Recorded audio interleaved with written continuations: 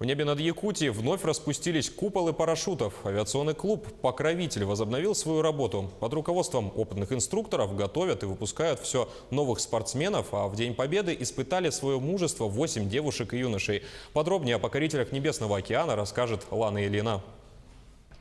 Первое требование в парашютном спорте – это безопасность, поэтому все желающие совершить прыжок проходят серьезную подготовку. Заполняется анкета, ребята проходят теоретическую подготовку, наземную отработку элементов прыжка, и по достижению конца занятий принимается зачет и получаем допуск к выполнению парашютного прыжка.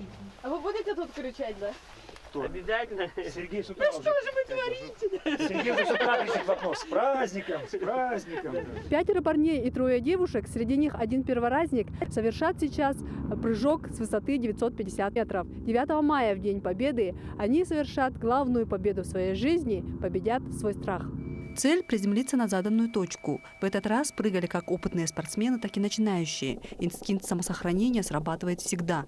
Но какой бы по счету прыжок ни был, ребята все равно волнуются. Зато после приземления у всех настроение на высоте. Прыжок получился? Да, получился. Все как планировалось?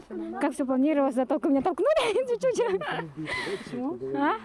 Не знаю, у меня ноги не слушались. Все, прыжок нормальный пошел. Только я забыл вытащить запасной парашют. Ну вот он у меня сработал. Ну и все, в основном все как всегда. Я уже 3-й раз прыгаю.